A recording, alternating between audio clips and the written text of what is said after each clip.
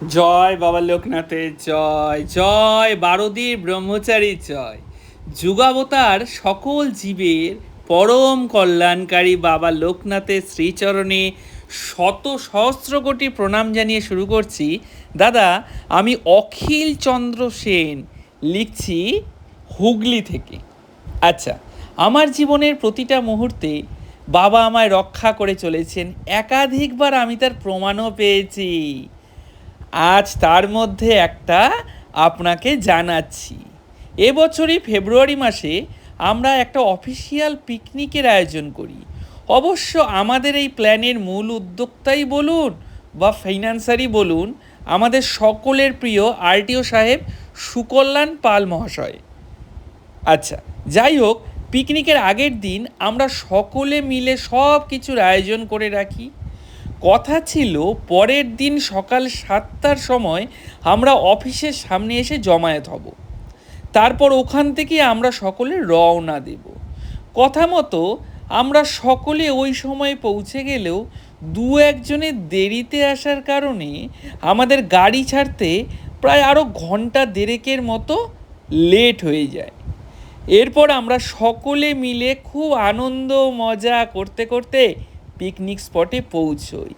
পুরো পিকনিকের মরশুম ছিল ওই সময়, এবং তার ওপর আমাদের পৌঁছতে দেরি হওয়ায় ওখানে আমরা কিছুতেই ফাঁকা জায়গা খুঁজে পাচ্ছিলাম না। এরপর বাবার কৃপায় আমরা একটা একটু ফাঁকা মতো জায়গা খুঁজে পাই এবং সেখানেই আমরা এসে বসি। এরপর অনেকেই, বিশেষত মহিলারা বলছিলেন, যা ভিড় দেখছি আজ এখানে, ভাবছিলাম হয়তো আমরা জায়গাই পাবো না।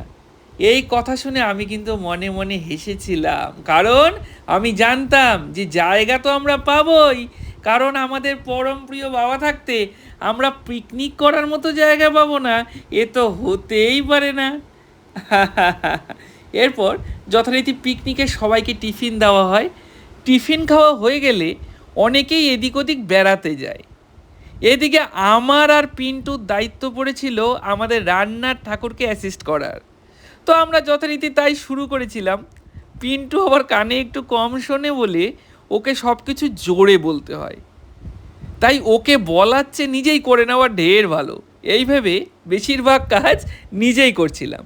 আর ঠিক তখনই হয় সেই মারাত্মক ঘটনাটি। একটু দূরে বেশ কয়েকটা ছেলে ক্রিকেট খেলছিল, আমি আগেই দেখেছি। হঠাৎ করে ওদের একজনের মারা টেনিস বল খুব স্পিডে একদম আমার চোখের সামনে চলে আসে। এতটাই স্পিডে আসে যে ওই টেনিস বলটিকে আমি ফুটবলের মতো বড় দেখতে পাই। বলটি আমার চোখের এতটাই কাছে চলে আসে যে আমার বাঁ চোখে তখন ওই বলটি ছাড়া আর কিছুই দেখতে পারছিলাম না আমি। বিপদ দেখে ওই ফ্র্যাকশন অফ সেকেন্ডের মধ্যেই, হে প্রভু, জাস্ট এইটুকু মাত্র ভাবতে পেরেছিলাম। আর আমাকে অবাক করে দিয়ে তখন সেই বলটি টুক করে আমার চোখে না লেগে পায়ের ওপর পড়ে গেল। দাদা দাদা আমি একজন সায়েন্সের স্টুডেন্ট, ফিজিক্স আমার সাবজেক্ট। একটি অত স্পিডে আসা বল এর ভেলোসিটি বা বাংলাতে যাকে ভরবেগ বলে, তা থাকার কথা মারাত্মক।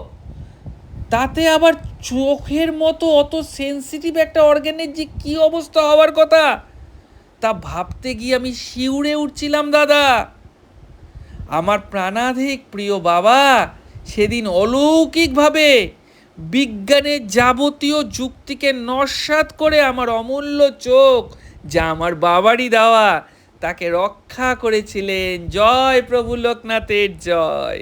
হ্যাঁ, জয় বাবা লোকনাথের জয়। অনেক অনেক ধন্যবাদ দাদাভাই আপনাকে, যে আপনি এত সুন্দর বাবার একটি কৃপা কাহিনী আমাদেরকে শোনালেন, আমাদেরকে জানার সৌভাগ্য করে দিলেন।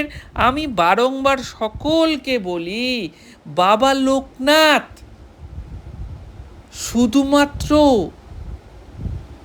একজন ঈশ্বর নন, বাবা লোকনাথ হলেন এক চেতনা, এক মহাচেতনা। তাই যার মধ্যেই মনে হবে বাবা লোকনাথের ছায়া রয়েছে, বা বাবা লোকনাথকে নিজের অন্তরে ধারণ করার ক্ষমতা যাদের রয়েছে, তারা সকলেই বাবা লোকনাথের পরম আশীর্বাদ লাভ করবেন। এর কোনো অন্যথা হবে না, হওয়ার নয়। বাবা এই কথা বলে গেছেন যে তোদের বিশ্বাস নেই তাই কাজ হয় না। জন্ম মৃত্যু এগুলোর বেড়াজাল আমার কাছে মোটেও বেড়াজল নয়। আমার কাছে মৃত্যুও নেই, আমার কাছে জন্মও নেই। আমি অবিনশ্বর, তাই আমার শ্রাদ্ধও নেই।